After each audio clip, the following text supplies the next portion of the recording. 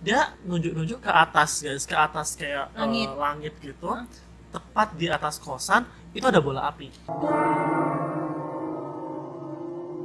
Halo Rek, welcome back to Vimis Curor, Vimis Curcol Horor.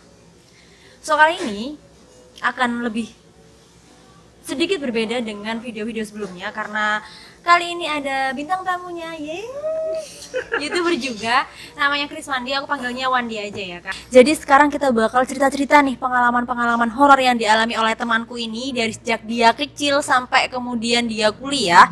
Juga pengalaman-pengalaman horor yang aku alami sendiri, juga cerita-cerita dari kakak-kakak kosku waktu aku kuliah di Madura. So, gak usah kakek ngomong, siapkan pikir juga nyali, dan cerita dimulai dari sini. Oke nih, jadi pengalaman pertama ini lagi sambil chill aja ya kan? Sambil chill aja. Biar nggak terlalu menakutkan gitu kisahnya. Oke. Dari kamu dulu ya. Ini adalah pengalaman horor yang dialami oleh temanku waktu dia masih kecil. Nanti ceritanya berlanjut aja gitu kan langsung. Oke, silahkan. Apa nih pengalaman yang pernah dialami, pengalaman horor? Maaf ya guys kalau ada suara-suara motor ya. Ya karena emang kita di pinggir jalan. Ya jadi kita sambil chill aja, sambil nyantai gitu ceritanya. Jadi kalau untuk yang pengalaman pertama ini terjadi pada saat aku zaman masih SD mbak, zaman SD gitu kan. Itu tepatnya lagi Ramadan. Aku inget banget Ramadan. Kenapa? Karena pada saat itu kalau di zaman dulu ya guys masih belum ada gadget, belum ada handphone. Pasti kalau udah pulang terawih kan kita ngumpul sama teman-teman kan biasanya. Kayak yaudahlah main gitu kan. Kadang ngumpul, kadang kayak kita kayak keliling-keliling kampung gitu. Dan saat itu emang lagi suka-sukanya main peta umpet kayak gitu. Sebenarnya nggak terlalu malam juga sih mbak, paling kan sekitar jam 8 setengah 9 lah menurut aku itu. Dan juga kejadian itu juga berlangsung cepet banget. Dalam artian kayak ketika udah ada something wrong itu tiba-tiba teman-teman langsung memutuskan untuk selesai. Sadar gitu ya? Sadar kayak gitu. Jadi pada saat itu aku yang jaga, paham nggak? Aku yang ngitung gitu loh. Aku yang ngitung, aku yang jaga. Dan pada saat selesai ngitung, teman-teman aku ini dalam keadaan masih kalang kabut gitu loh, kayak masih cari tempat sembunyian gitu. Dan ada salah satu tempat di mana aku melihat kayak ada anak mbak, ya bener-bener seumuran aku, tapi itu hitam banget, tapi larinya cepet gitu loh. Kayak tiba-tiba dia masuk ke gang, set gitu masuk, kayak aku ngerasa oh dia ini temanku gitu kan, dia salah satu temanku dan dia lagi sembunyi di situ gitu kan. Ya nggak usah pakai lama dong, aku langsung ngejar ke sana pelan-pelan karena aku biar kayak apa sih kayak nggak cepet gitu loh mbak, kayak aku pelan-pelan gitu jalan. Nah pada saat di situ aku tengok itu tiba-tiba gangnya itu gang buntu, jadi nggak ada orang. Dan itu kayak nembus gitu ya? Aku nggak paham itu nembus apa enggak, tapi dia tuh temboknya tinggi gitu loh mbak. Jadi aku mikir gini, kalau sama temenku kayak sembunyi di sini kayak nggak mungkin gitu loh. Pertama ini buntu, terus kedua kalau mau lompat ini nggak mungkin gitu loh, itu tinggi gitu kan. Dan itu hitam banget mbak. Awalnya aku mikir kayak, oh ini pasti juga masih temanku lah gitu, iseng nggak gitu kan. Cuman setelah itu temanku ngalami juga. Waktu jaga? Waktu jaga gitu berarti loh. Pas kamunya jaga kamu belum bilang? Aku nggak bilang sama sekali. Aku kayak ya udahlah gitu kan. Tapi tiba-tiba temanku juga ngomong, kok tadi aku kok lihat juga ya ada anak apa sembunyi di sini gitu. Kalian pasti yang sembunyi kayak gitu-gitu. Terus aku mikir, loh kok sama gitu pengalamannya gitu kan. Akhirnya aku bilang ke dia, kayak gini nggak sih ciri-cirinya gitu kan. Terus dia bilang, iyo kok tahu gitu, kok sama gitu kan. Dan itu aku ngerasa udah something wrong gitu. Dan teman-teman kayak udah wis kita pulang aja kayak gitu. Itu posisinya dari rumah jauh? Enggak sih, enggak jauh sih, kayak masih 500 meteran sih, kayak daerah sekitar aja kayak gitu. Dan tapi itu emang sepi? Kalau sepi banget pada saat itu, emang sepi banget karena belum pandemi ya kayak gitu. Tapi meskipun belum pandemi, tapi itu ya, emang lokasinya sepi juga. Jadi kayak emang anjir gitu sih pada saat itu, kayak masih kecil banget tapi anak-anak udah kayak nyadar kalau itu emang something wrong kayak gitu. Mungkin dianya pengen ikut kali ya, kan kalian juga anak-anak gitu kan, mungkin dianya pengen ikut. Mungkin pengen nimbrung kali ya gitu. Jadi sekarang lanjut lagi ya guys untuk cerita yang kedua. Nah kalau cerita yang kedua ini bukan ke penampakan ataupun kayak hantu gitu ya, tapi lebih kayak pengalaman mistis di mana pada saat itu aku tuh sama ibuku habis pulang dari hajatan ceritanya mbak, dari hajatan gitu kita motoran. Nah itu aku kayaknya masih SMP deh guys kayaknya, dan yang gonceng itu ibu aku, dan aku tuh bisa dibilang ibu aku kan lumayan pendek ya guys, jadi aku bisa kayak melihat pundaknya gitu loh mbak. Jadi ketika ibuku nyetir aku tuh bisa Ini melihat pakai apa? Pakai sepeda motor? pakai sepeda motor gitu. Aku bisa melihat jalanan dengan jelas gitu loh, kayak ibuku mau belok-belok kemana tuh aku bisa jelas gitu kan melihat. Nah pada saat itu guys emang pada apa ya, kayak sepi gitu tempatnya, jalanan juga sepi dan maghrib ceritanya mbak, maghrib. Nah aku tuh mau pulang ke rumah dengan rute yang udah aku kenalin, itu ibarat kayak ada perempatan kan mbak. Mau perempatan itu aku mau lurus ceritanya, dan itu nggak lampu merah, jadi aku langsung lurus aja. Tapi guys lucunya pada saat aku sama ibuku itu nerusin aja, itu kayak gak nemu ujung, kayak kok jalannya nggak familiar gitu loh, kok nggak ketemu sama sekolah yang biasanya aku lewatin gitu kan. Kemudian aku tanya ke ibuku, loh bu ini mau kemana, aku bilang gitu kan. Terus ya mau pulang gitu. Terus aku mikir, loh bu nggak ngerasa aneh tadi jalan di gitu loh, aku juga nggak ngerti jalanan mana gitu kan. Terus ibuku bilang, loh iya ya, aku ya baru nyadar ada kok nggak ngelewatin sekolah sih biasanya kita lewatin gitu loh. Tapi ngelewatin rumah-rumah? Iya ngelewatin rumah mbak, cuma itu kayak beda sama jalanan biasa ada gitu orang loh. nggak ada.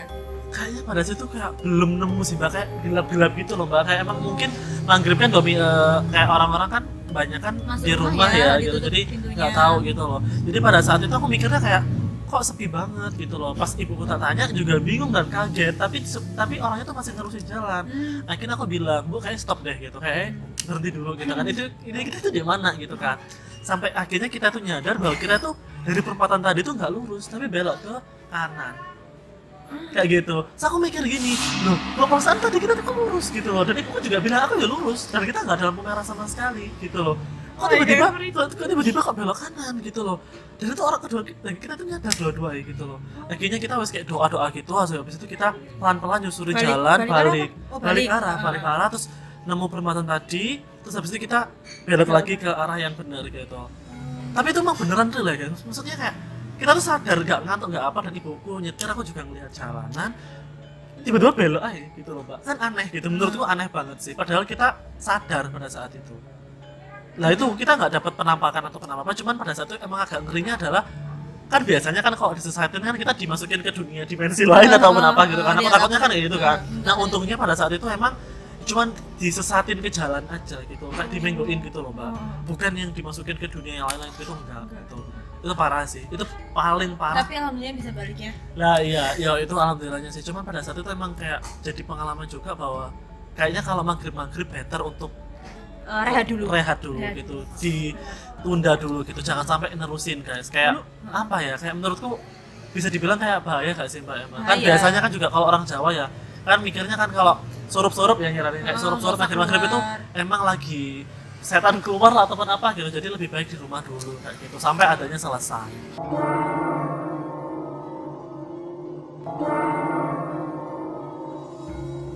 Nah sekarang kita lanjut gini ke ceritanya Chris Pandi lagi yang dialamin waktu almarhum bapak ya meninggal. Jadi gini guys, untuk ya nggak penting juga sih, sebenarnya FYI emang bapakku udah nggak ada kan, udah meninggal. Dan pada saat itu aku kelas 2 apa kelas 1 ya, kayak kelas 1 SMP mbak. Kelas 1 SMP ya, namanya kan orang meninggal kan kita ya pasti sedih lah ya, masa-masa berkabung gitu. Dan juga pada saat itu setelah 7 harian mbak, setelah 7 hariannya bapak aku, rumah itu keadaan sepi. Kan pasti juga orang-orang Jawa ya terutama, pasti kalian tahu kan dengan bukan ritual sih, kayak tradisi 7 harian gitu loh mbak. Jadi kayak setiap hari sampai seminggu kita ngadain ngaji gitu kan, dan itu emang keluarga ataupun kerabat itu pasti datang ke rumah untuk kayak apa ya, misalnya bantu-bantu atau kayak untuk ngaji bareng kayak gitu. Tapi setelah 7 hari selesai ya udah sepi gitu loh, kembali ke aktivitas semua. Dan kayak mungkin masih keadaan sedih ya, ataupun masih keadaan kayak berkabung gitu. Jadi ya orang rumah juga banyak kan yang diem, lebih banyak ke diem kayak gitu. Nah pada saat itu guys, malam-malam aku lapar, biasa kan lapar malam, aku memutuskan untuk buat mie gitu kan di dapur.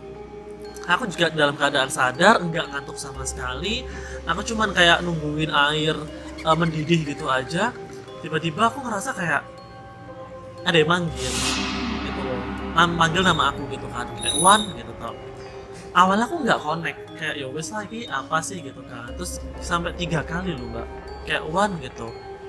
Dan di situ aku baru nyadar kayak kok suaranya familiar gitu loh, kayak suaranya bapak aku gitu kan. Aku mikir apa apa sih gitu kan, sampai akhirnya kayak ada ketukan sih, ketukan kayak pintu gitu, kayak tok tok tok gitu. Dan itu sumpah jujur aku langsung mikir kayak apa sih gitu, maksudnya aku dalam arti bilang kayak udah selesai gitu loh, paham gak sih, kayak bapak, aku nggak tahu ini bapak atau bukan ataupun ini siapa, tapi yang jelas kalau emang ini bapak, please kita tuh udah selesai gitu loh, paham gak sih, kayak dunianya udah beda gitu kan. Dan aku cuma bilang, aku bilang ngomong gitu loh mbak, kayak Pak, kalau emang niki panjenengan wis gak apa-apa, aku ikhlas gitu loh, paham gak sih.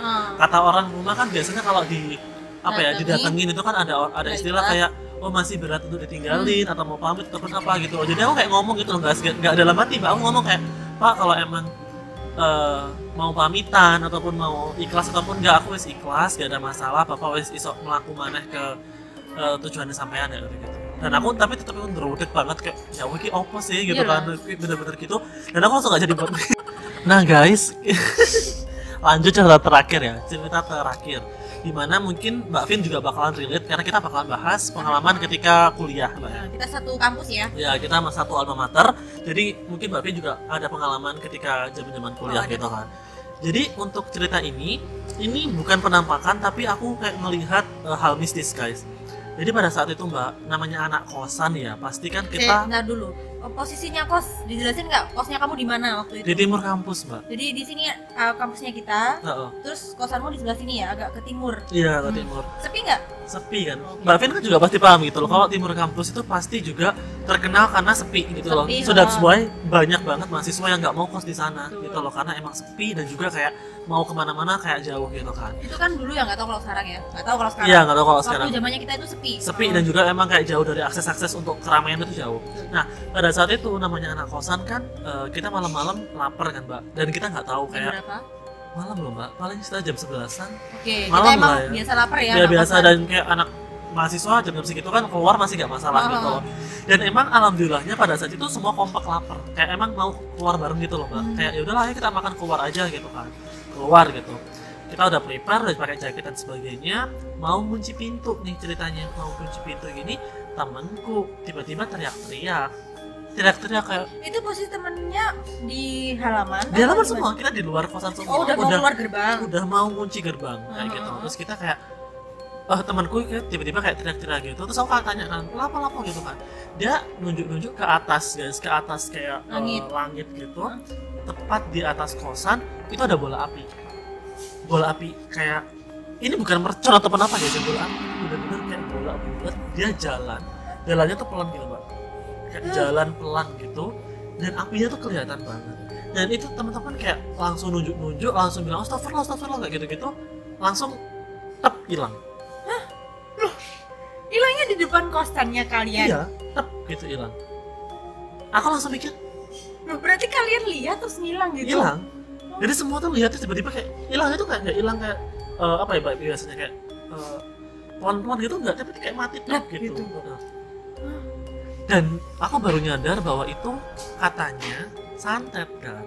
Pernah dengar nggak Mbak? Oh, pernah dengar sih, kalau bola api itu kan ya, kalau misalnya teman-teman tahu juga, itu kan kiriman santet gitu ya. Jadi itu emang kayak bola api itu emang terkenalnya kalau di Jawa tuh sering disebut kayak kiriman santet gitu guys. Dan emang ada yang bilang kalau bola apinya tuh terlihat sama manusia atau kayak ternotis gitu loh Mbak, itu katanya nggak kejadian. Oh, nggak sampai kekirim. Nggak sampai kekirim kayak gitu. Nah aku jujur aku nggak tahu itu apa beneran santet apa enggak, tapi yang jelas aku yakin dengan bola mata aku sendiri itu emang bola api kayak gitu. Itu bukan mercon, bukan kembang api, atau bukan apa sih sampah terbang ataupun apa, enggak, itu emang bola api. Dan teman-temanku semuanya juga percaya itu santet. Dan teman-teman langsung kaget dong, kayak kok serem banget ya, maksudnya siapa gitu loh, targetnya kok lewat sini sepi-sepi kayak gitu-gitu. Terus tiba-tiba teman-teman aku langsung kayak ya udah gitu, apalagi langsung. di sekitar situ kan cuma mayoritas anak mahasiswa gitu kan. Iya, nggak mahasiswa, ada, jarang itu. ada orang, maksudnya masyarakat biasa. Dan aku gitu. juga mikir tuh siapa targetnya kayak gitu, dan itu kayak gila sih emang. Terus yang kedua aku juga baru inget Mbak, itu yang di kos-kosan juga. Jadi kan itu awal-awal kos itu kan ada namanya kayak bukan hajatan sih Mbak, tapi kayak syukuran gitu loh. Karena emang pada saat itu kosku guys, itu emang kos rumah baru.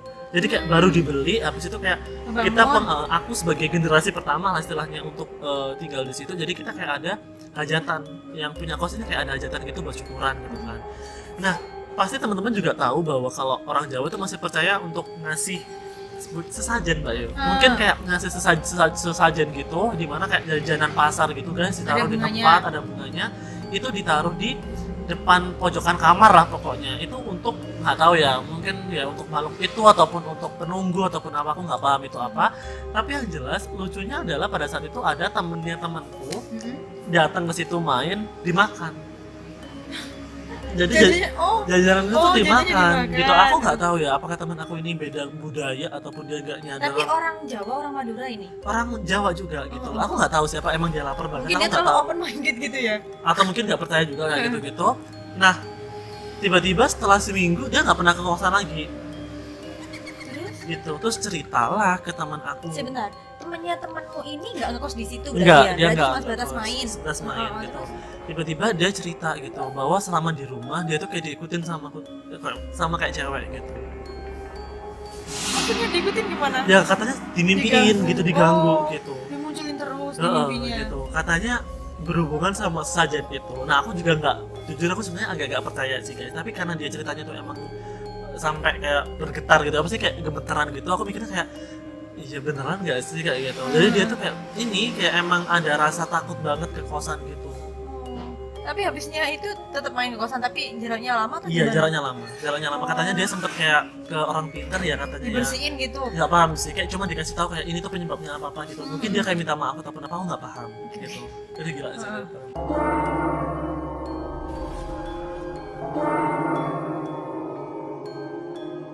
Bener sih. Oke.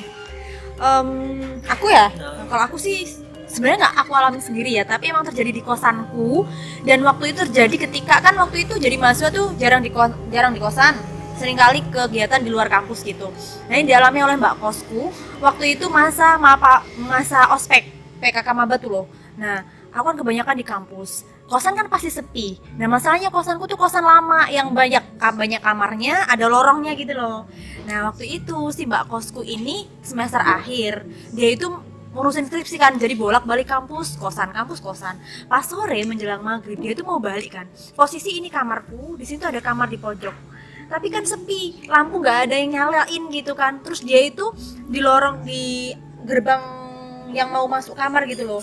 Nah pas dia itu mau masukin sepeda motor, itu kayak ngeliat di kamar ini tuh ada cewek gitu loh, hadap ke sini, hadap ke barat. Jadi kan kamarnya ditutup tuh, tapi kan jendelanya tirainya itu nggak ditutup, jadi kelihatan. Nah dia itu duduk di situ sambil gini nih, nyisir. Tapi dia nggak balikin wajahnya, jadi dia hadap ke sini nih, hadap ke tembok, nyisir aja, bajunya warna hijau. Nah pas ditanyain, kan dia udah nggak berani itu, soalnya kan dia tahu kamar itu tuh kosong gitu. Jadi kamar itu tuh punyanya anak Medan, dan waktu itu tak lagi pulang kampung gitu kan. Nah itu kosong gitu loh. Terus siapa yang masuk situ, kan otomatis nggak ada yang pegang kunci dong. Oke Re, demikian cerita kita hari ini, ceritaku dan juga ceritanya Chris Wandi. Thank you banget. Sebelum ku close, mungkin Chris Wandi ada closing statement? Kalau aku sih lebih ke kayak apa ya, nggak ada sih guys, kayak lebih hati-hati aja gitu. Maksud aku percaya nggak percaya, makhluk-makhluk itu kan emang beneran ada ya. Kita tuh hidup berdampingan dengan mereka. Jadi lebih ke kayak mawas diri aja, bener-bener kalau mau kemana-mana ataupun mau berhadapan dengan siapapun itu lebih kayak banyak berdoa aja sih gitu, agar terhindar dari hal-hal yang mungkin nggak mengenakan, kayak gitu aja sih. Dan yang terpenting adalah hargai budaya ya. Yeah. Walaupun kita tuh nggak percaya, tapi setiap tempat itu punya budayanya. Jangan sampai kita tuh bertindak ngawur terus kita itu dapat dampak negatifnya sendiri gitu ya. Oke, thank you banget buat teman-teman yang udah nonton sampai menit ini. Jangan lupa buat tekan tombol like-nya, terus juga tinggalin komen di kolom komentar, terus juga subscribe-nya, ini penting banget buat aku karena subscribe-nya teman-teman itu bakal ngebangun channelku lebih baik lagi dan lebih besar lagi. Thank you for watching and see you in the next video dalam episode Fin Mystery. Bye.